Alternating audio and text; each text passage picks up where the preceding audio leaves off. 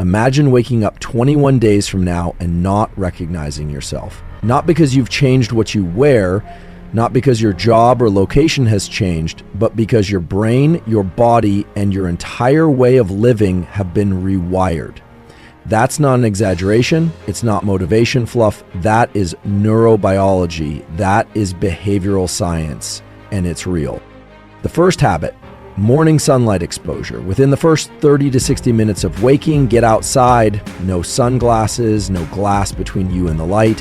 What you're doing is syncing your suprachiasmatic nucleus, the master clock in your brain, which governs sleep, mood, metabolism, and hormone release. Miss this consistently and you're fighting your biology. Get this right for 21 days and your sleep improves, your energy stabilizes, and your motivation system becomes prime. Second habit, deliberate cold exposure. It sounds uncomfortable, and that's the point. Cold showers or cold plunges activate your norepinephrine system. That's the molecule of alertness, focus, and resilience. When you voluntarily put yourself into controlled discomfort, your brain adapts. You become more stress resilient, not just to cold, but to life. This builds mental toughness at the molecular level. Third, 10 minutes of focused breath work, specifically physiological size, 2 quick inhales through the nose, 1 long exhale through the mouth. Do this once a day. This downregulates your autonomic nervous system. It reduces cortisol, lowers your heart rate, and tells your brain, I am safe. When your body feels safe, your mind becomes clear. Clarity leads to better decisions. Better decisions create better lives. Fourth, habitual movement. I'm not talking about going to the gym for 2 hours. I'm talking about 30 to 45 minutes of walking, ideally outside, ideally unbroken. Walking is one of the most neurologically restorative activities we know. It enhances neuroplasticity, it clears out mental fog, it also regulates your emotions by modulating activity in the prefrontal cortex. Walk every day for 21 days and you'll notice your thoughts reorganizing themselves. Fifth, deliberate gratitude practice. And no, this isn't just about thinking positive. It's about activating the brain areas involved in pro-social behavior and emotional regulation, areas like the anterior cingulate cortex and the medial prefrontal cortex. The most powerful gratitude practices involve receiving or recalling a story where someone else helped someone else. That format bypasses your skepticism and taps into deep emotional circuitry. Do this in writing or reflection for just a few minutes a day. And sixth, dopamine discipline. This one is critical. For 21 days, restrict your access to artificial dopamine spikes, endless scrolling, junk food, compulsive email checking. Dopamine isn't just about pleasure, it's about motivation. When you overstimulate it, you numb the system. When you fast from those spikes, your baseline dopamine rises, your drive returns, and you start craving things that actually serve you. This habit alone can reignite your life direction. Now here's the truth. None of these habits will change your life if done once or twice, but do them daily for 21 days and you begin to reshape the architecture of your brain. You create new neural pathways. You hardwire resilience. You don't just become better, you become different. You become the kind of person who moves through life with clarity, control, and deep internal strength. Let's start with something deceptively simple but biologically profound: morning sunlight exposure. Within the first 30 to 60 minutes of waking, you need to get outside and allow natural sunlight to hit your eyes. Not through a window, not with sunglasses.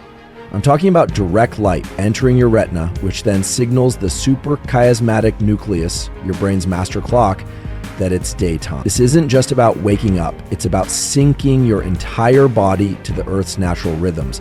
That light exposure initiates a biological cascade, cortisol release at the right time, body temperature rise, mental alertness, and even metabolic alignment. Your mood stabilizes.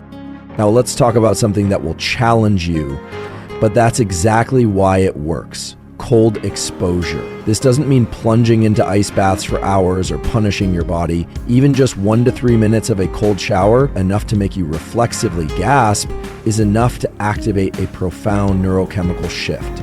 When you deliberately expose yourself to cold, your body releases norepinephrine, a molecule that heightens alertness, improves mood, and primes the brain for focus. But here's where it gets more interesting. The cold doesn't just make you alert in the moment. It trains your nervous system to handle stress more efficiently throughout the day. You're essentially rehearsing discomfort, and your brain learns that you can stay calm, aware, and in control when things get hard. Over time, this builds what's called top-down control. Your prefrontal cortex gets better at regulating your limbic system, the emotional center of your brain. That means fewer overreactions, better decision-making, and more mental resilience. And the key is that this stress is voluntary. You choose to step into discomfort. That simple choice rewires how you relate to every other form of stress in your life. Do this consistently for 21 days, and you're not just tolerating discomfort, you're training your brain to perform under pressure. You're converting discipline into identity. Your breath is the one system in your body that is both automatic and voluntary, and that makes it a powerful tool for changing your internal state in real time. One of the most effective, science-backed tools for regulating your nervous system is something called the physiological sigh. It's not just breath work. It's a biological reflex your body naturally uses in moments of stress or after crying. You take 2 quick inhales through the nose, followed by 1 slow, extended exhale through the mouth. That pattern offloads carbon dioxide more efficiently than almost anything else, and it signals your brain that the threat has passed. And what's incredible is that with just 1 to 3 rounds of this, you can reduce your heart rate, lower cortisol levels, and shift out of a sympathetic fight or flight state into a parasympathetic rest and digest mode in less than a minute. To do this for just 5 to 10 minutes daily, especially during transitions, high stress moments, or as part of a morning or evening routine. And you're not just calming down, you're training your nervous system to respond with control instead of reactivity. This kind of breath work directly activates prefrontal cortical circuits that govern rational decision-making and emotional regulation. Over 21 days, this simple act of conscious breathing becomes more than a tool, it becomes a reflex, a built-in system for self-regulation. And in a world that constantly pulls your attention and triggers your stress response, having that control in your back pocket is not optional.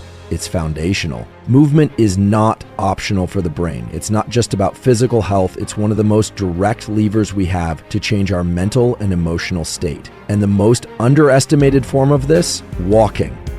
I'm not talking about high-intensity interval training or marathon runs.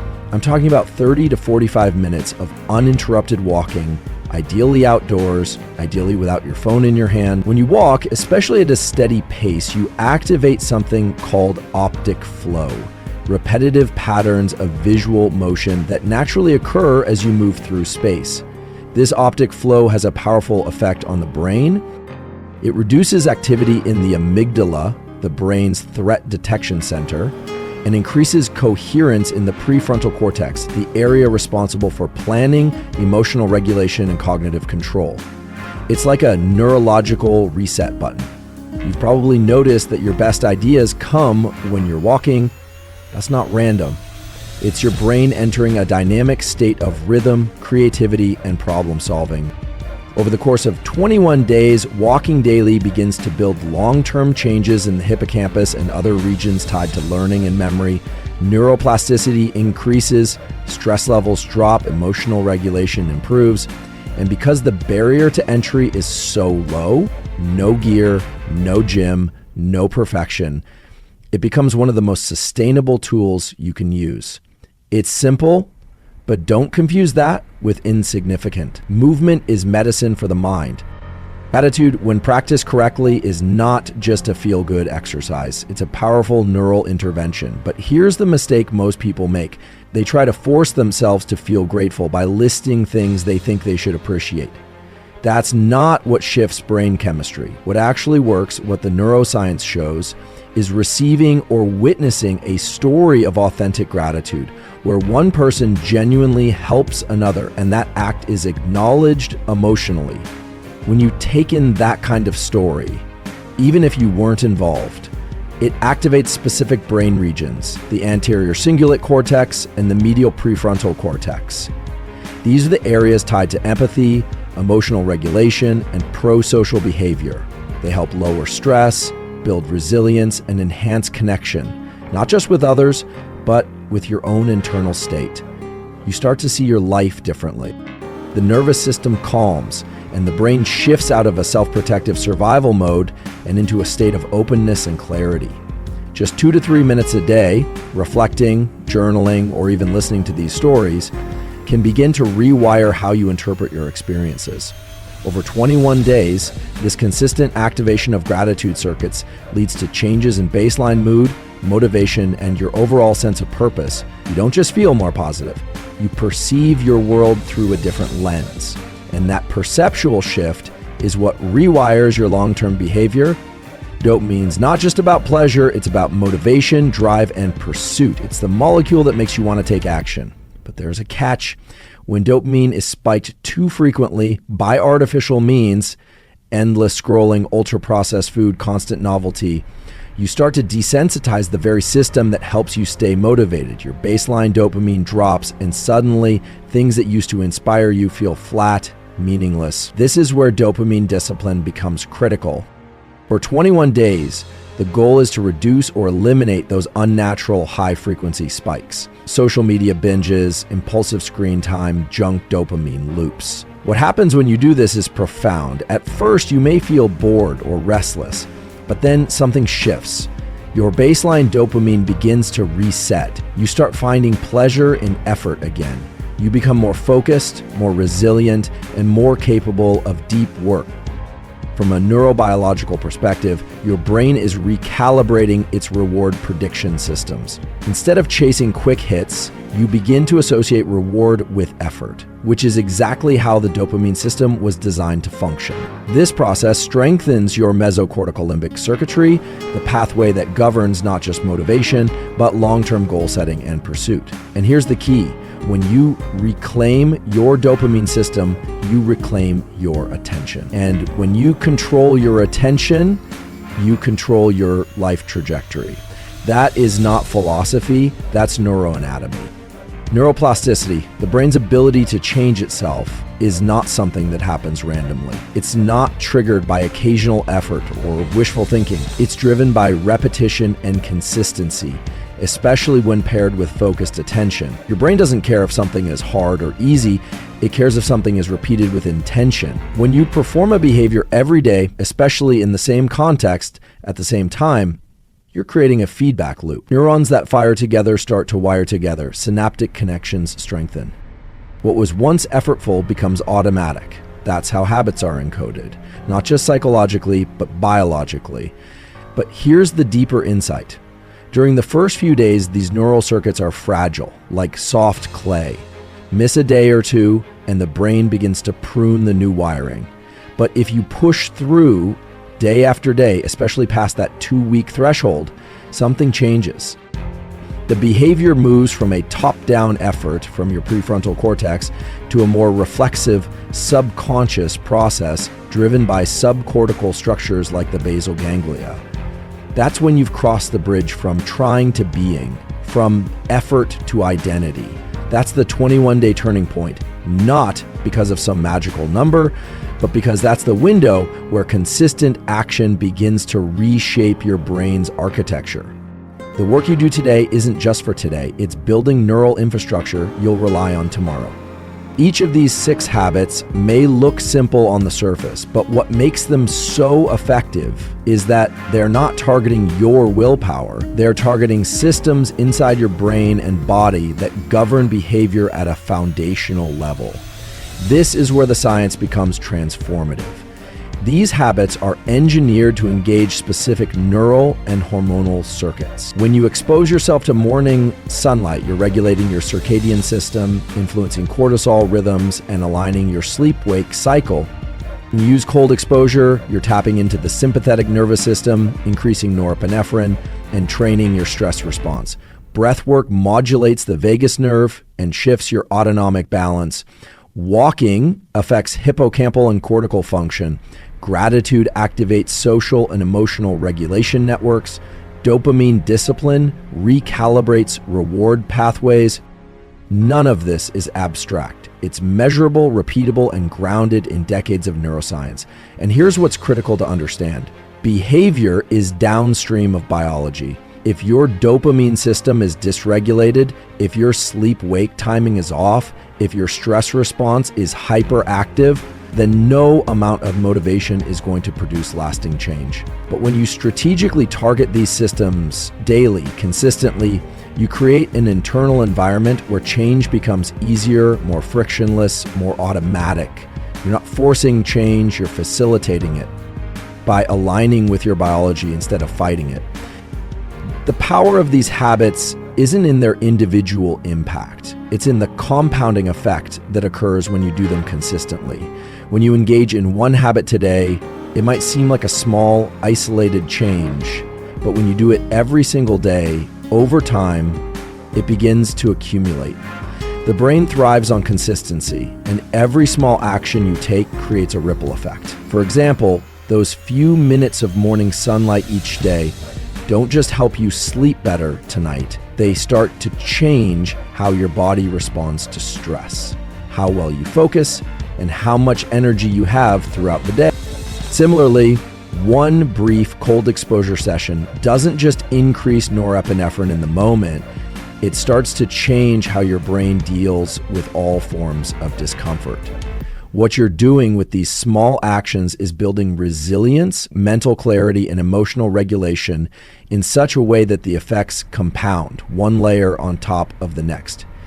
This compounding effect, however, isn't just psychological. The brain itself undergoes structural and functional changes with consistent repetition. New synapses form, old ones are pruned away, and behaviors that once required conscious effort eventually become automatic. This process, neuroplasticity, is the foundation of lasting change. So over the course of 21 days, the habits you implement don't just add up, they multiply. And as you compound the effects of these habits, you start noticing subtle shifts in your mood, your productivity, and your resilience.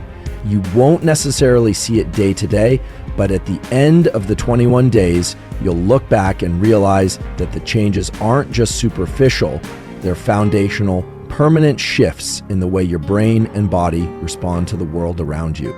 The beauty of these habits lies in the compound effect they create over time. You might not see dramatic shifts after a day or even a week, but over 21 days, the results are undeniable.